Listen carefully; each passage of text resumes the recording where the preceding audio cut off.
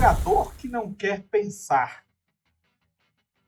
É, é, e não, em sistemas em que o combate tático é muito importante, e aí eu estou me baseando diretamente no D&D, é possível você jogar e passar muito tempo sem interpretar seu personagem. Você vai perder uma parcela considerável da diversão que você teria, mas dá para fazer, é bastante realizável. Né?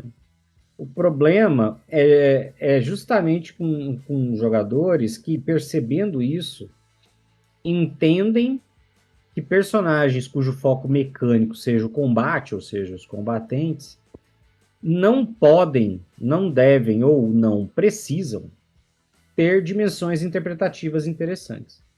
É como se o foco mecânico original da classe fosse um estímulo à unidimensionalidade. Ou seja, o cara olha para aquele sistema e fala: neste sistema o combate é muito importante. Ele olha para uma classe que é focada em combate e ele fala: tudo que envolve combate importa, todo o resto é irrelevante. O D&D tem esse estilo.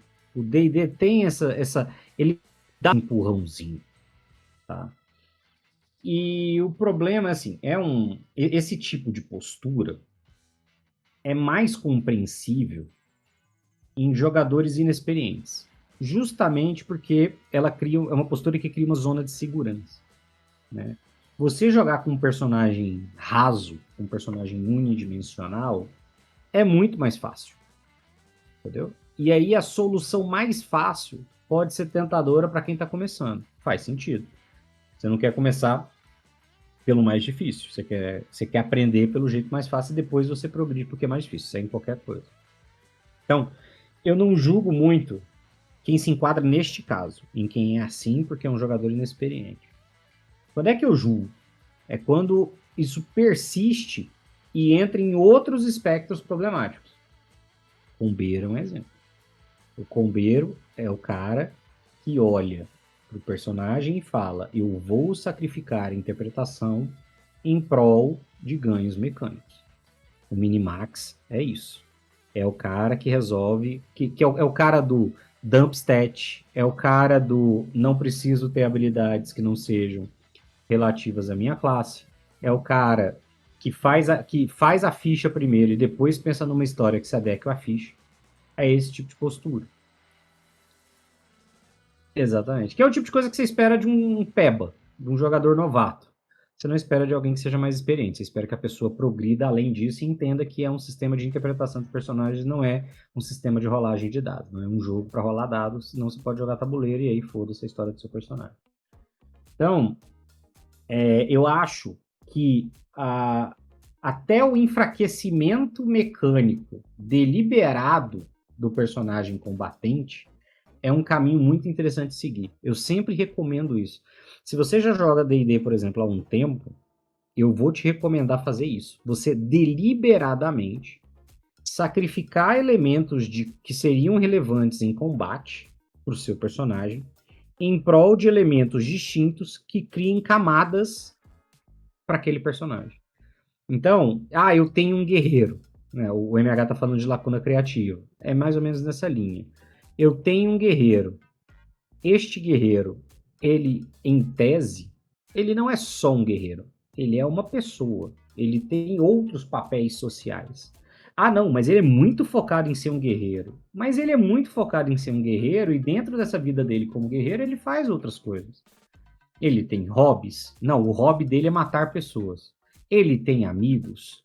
Ele convive com as pessoas? Ele já teve oportunidade de fazer outras coisas relacionadas?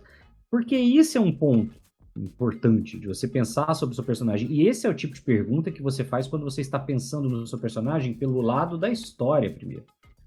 É muito melhor quando você cria o personagem e depois você faz a ficha que se adequa àquela história do que o contrário. É mais ou menos como a premissa de você fazer a música começando pela melodia e depois botando letra, ou começando pela letra e depois botando melodia.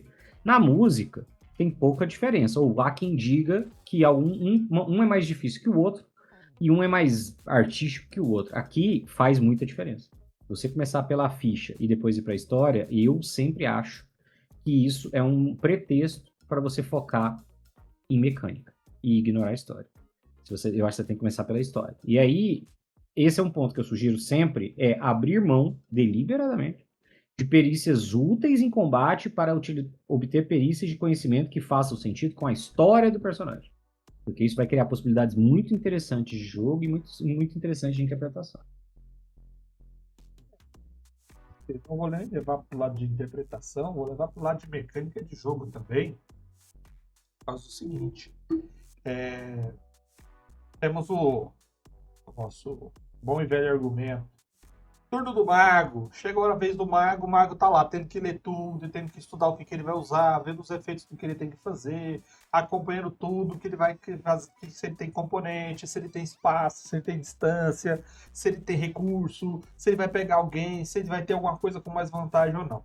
O ladino, ele tem que calcular tudo, ele tem que calcular espaço, quantidade de inimigo, movimentação no tabuleiro, ele tem que fazer todos esses cálculos, passar pelos treinamentos, as perícias, fazer os testes, calcular se pode, se não pode, dificuldade, aquele negócio todo. Mas aí o cara escolheu o guerreiro porque ele fala assim, vou bater. Agora é sua vez, eu vou bater. Ah, agora é sua vez, eu vou bater. Pô, mas o cara aqui tá negociando o valor do item mágico, eu vou bater. Porque ele não faz nada além disso.